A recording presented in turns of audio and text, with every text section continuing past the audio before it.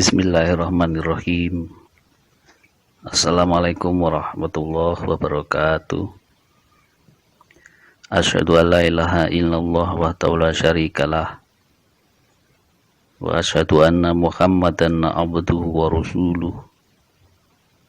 Allahumma sholli ala Muhammad wa ala alihi sayyidina Muhammad. Alhamdulillahirabbil alamin. Pada kesempatan ini saya akan membahas tentang pemikiran tasawuf Imam Ghazali. Beberapa waktu yang lalu kita telah mengkaji tentang biografi atau sejarah perjalanan Imam Ghazali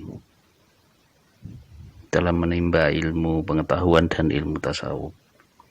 Pada kesempatan ini kita akan membahas lebih dalam tentang pemikiran beliau. Dalam perjalanannya, pada akhirnya Imam Ghazali menentukan bahwa ilmu tasawuf adalah ilmu hakiki, artinya ilmu yang mampu membawa beliau kepada tingkatan ma'rifat, di mana beliau telah berhasil membersihkan jiwanya dan menemukan hakikat kerohaniahannya dengan jalur pembersihan jiwa dan dengan cara peningkatan tabiat. Artinya bahwa beliau memang menekankan etika yang tinggi atau budi pekerti yang tinggi adalah menjadi dasar utama beliau untuk mencapai tingkatan ma'rifat. Lebih lanjut beliau menjelaskan secara rinci tentang at-thoriq atau jalan untuk mencapai ma'rifat tersebut. Bahwa menurut beliau seseorang untuk mencapai sebuah tingkatan ma'rifat, maka dia harus melalui tingkatan yang pertama atau perilaku pertama atau perilaku dasar di dalam tabiat, perilaku dasar di dalam akhlak, perilaku dasar di dalam pembersihan jiwa, dan perilaku dasar untuk mengenali ruhaniah. Yang pertama adalah bertaubat. Artinya bahwa membentuk sebuah kesadaran hati yang penuh dan berjanji untuk tidak mengulangi apa yang dilarang oleh Allah dan meneguhkan hatinya untuk tetap mengenal Allah di dalam keadaan apapun. Itu yang pertama. Setelah melakukan taubat, maka pada waktu bersamaan seseorang harus memiliki sebuah kesabaran, as-sabru atau ketabahan, di mana sabar ini menjadi dasar yang paling kuat bagi seseorang untuk mengangkat kerohaniahannya dari lapisan biasa menjadi lapisan atau tingkatan yang luar biasa. Maka sabar ini adalah menjadi sebuah dasar pokok seseorang untuk mencapai tingkatan ma'rifat. Kemudian yang ketiga adalah daya nalar atau pola pikir. Bahwa pola pikir ini menurut beliau adalah satu dasar orang untuk membentuk sebuah perbuatan dari pola pikir dulu. Maka apabila daya nalar atau pola pikir ini menjadi positif, maka tentunya dia akan melakukan tindakan yang baik atau melahirkan perbuatan yang baik dan meninggalkan perbuatan yang dilarang. Daya nalar ini terkait erat dengan kejiwaan atau an-nafsun, di mana daya nalar yang baik akan membentuk jiwa yang baik. Di mana apabila daya nalar ini selalu menekankan kepada kedekatan kepada Allah, maka kejiwaan ini pun juga akan selalu merasa dekat kepada Allah, dan kemudian zat Allah akan melakukan kedekatan yang lebih dekat kepada hambanya yang memang mendekat kepada Allah Subhanahu wa taala. Dan kemudian yang keempat ada kefakiran. Kefakiran ini yang sering disalahartikan bahwa Imam Ghazali meninggalkan keduniaan penuh.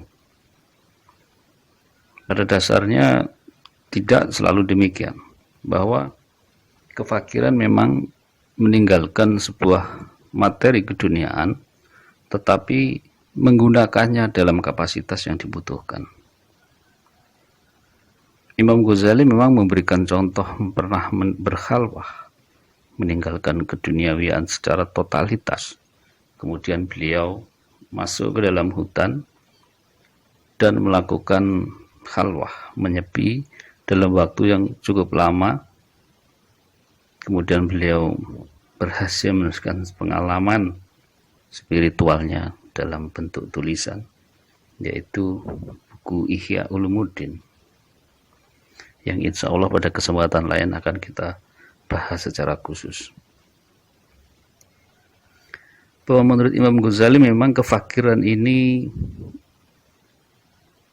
adalah menjadi syarat utama seseorang untuk mencapai tingkatan ma'rifat, di mana kebersihan jiwa tidak mungkin tercapai kecuali dengan jalan kefakiran. Artinya bahwa Imam Ghazali betul-betul menekankan untuk meninggalkan sesuatu yang bersifat syubhat atau tidak jelas kehalalannya.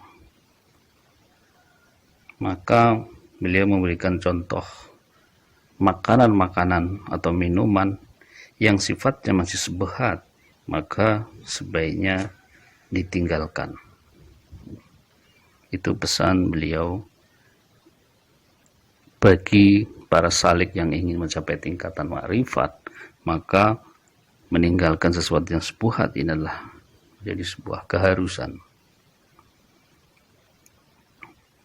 Setelah kefakiran dalam waktu yang bersamaan juga, maka seseorang itu harus mengimplementasikan tawakal ala Allah. Tawakal ini artinya secara lahir dan batin berserah diri kepada Allah Subhanahu wa taala. Jadi mengkuasakan semua yang terjadi dan yang akan terjadi, dan mengkuasakan diri kita kepada Allah Subhanahu wa taala sebagai Sang Pencipta, dan menyatakan bahwa semua yang ada, setiap gerak-gerik kita ini pada dasarnya adalah Allah pula lah yang memberikan kekuatan sehingga kita mampu bergerak. Maka sebetulnya tawakal di sini meyakini bahwa diri kita bukan apa-apa, bukan siapa-siapa, dan kita hanya makhluk yang tidak bisa berbuat apa-apa kecuali dengan kekuasaan Allah. Dengan demikian maka berserah diri secara mutlak kepada Allah dengan sepenuh hati. Sama dengan yang sebelumnya, yaitu kefakiran. Maka tawakal ini menjadi thariqah atau jalan yang pokok bagi seseorang untuk mencapai tingkatan ma'rifat. Dan selanjutnya pengetahuan yang beliau sampaikan adalah tentang ma'rifat. Apa sebenarnya yang ada di dalam ma'rifat? Ma'rifat itu sebetulnya melekat pada seseorang yang sudah melakukan hal-hal yang kita sebutkan tadi secara sempurna, dan hatinya telah bersih dan memiliki etika yang luhur, dan dia benar-benar telah menjadi dekat kepada Allah Subhanahu wa taala, sehingga dia mendapat label sebagai ma'rifat. Dan ma'rifat ini adalah mengetahui sesuatu yang menjadi rahasia yang orang lain itu sebenarnya tidak tahu. Artinya mengetahui rahasia Allah, di mana orang lain tidak mengetahui rahasia tersebut. Jadi pengetahuan ma'rifat ini memang tidak semua orang bisa mendapatkannya. Kalau menurut Imam Ghazali, hanya bisa dimiliki oleh orang-orang yang menjalankan beberapa hal tersebut yang telah kita bahas. Dan hanya bisa dicapai oleh orang yang jiwanya bersih, yang telah mencapai kecintaannya kepada Allah dan mencapai kecintaan Allah terhadap dirinya. Maka dia akan mencapai tingkatan yang disebut sebagai ma'rifat. Biasanya orang-orang yang ma'rifat menurut Imam Ghazali ini sering menyisihkan waktunya untuk menyendiri, berdiam, menahan lapar, dan melakukan lebih banyak bertafakur, dan kalbunya dipenuhi dengan kecintaan kepada Allah Subhanahu wa taala, dan dia tidak tertarik dengan apa yang disebut sebagai godaan duniawi atau pesona duniawi. Karena memang kecenderungan untuk mencintai duniawi ini menjadi hal yang menghambat seseorang untuk mencapai tingkatan yang selanjutnya. Demikian sedikit pengetahuan tentang pemikiran Imam Ghazali. Terima kasih. Wassalamualaikum warahmatullahi wabarakatuh.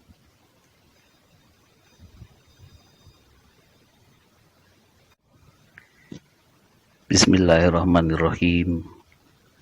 Assalamualaikum warahmatullahi wabarakatuh. Asyhadu an la ilaha illallah wahdahu la syarikalah, wa asyhadu anna Muhammadan abduhu wa rasuluh.